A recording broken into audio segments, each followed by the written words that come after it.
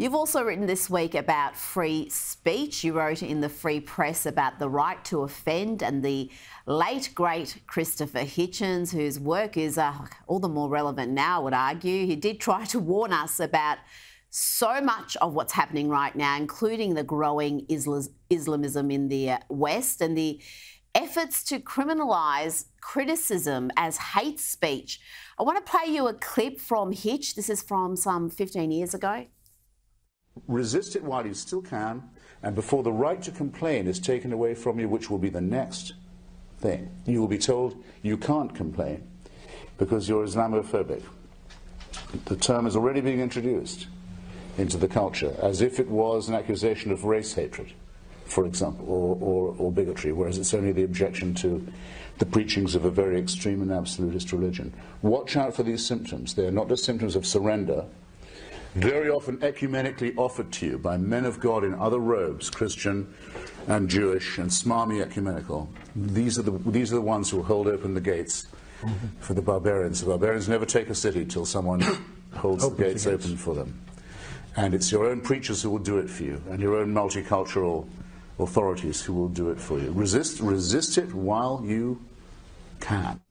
Resist it while you can, Douglas. What would Christopher Hitchens make of what is happening in the West right now? I think it's exactly as he warned about there.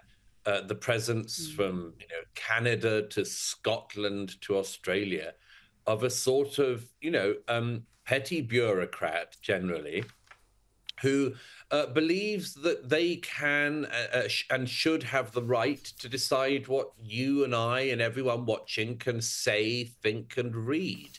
That what offends them or what they think might offend somebody else who they feel offended for on their behalf means that you shouldn't say something or think something or observe something.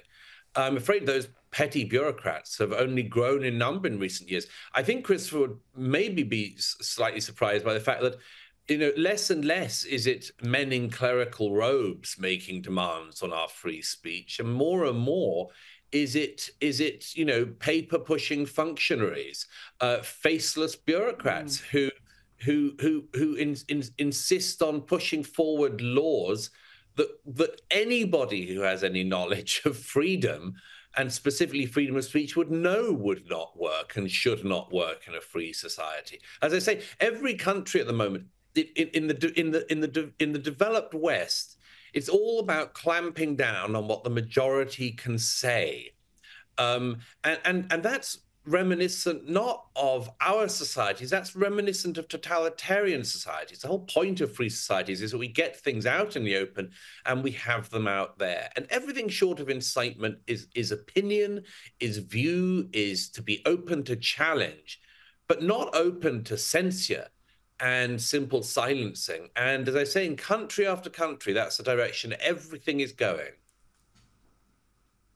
And we are seeing a lot of self-censorship because of that. And I guess this next clip might be an example of that. I want to play this. It's kind of almost light-hearted, but it's not. This is a man being chided for eating his lunch during Ramadan when many of his co-workers are fasting. Have a look.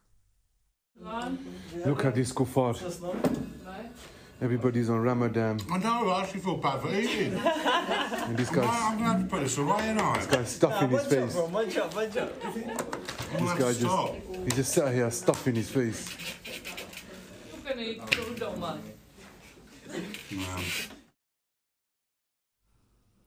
Now, it may seem in good nature, but as Yasmin Mohammed, who shared that clip, pointed out, the more you appease, the more you empower. That man should have kept enjoying his pasta. Yeah, of course. I mean, every difference in the world lies between my or your right to practice our religion, our faith, or otherwise, and us trying to insist that somebody else observe whatever we believe because we believe it. Everything that has grown up in the West on freedom of religion and freedom of thought is predicated on the idea that I can have my beliefs and you can have yours, and we're part of the same society.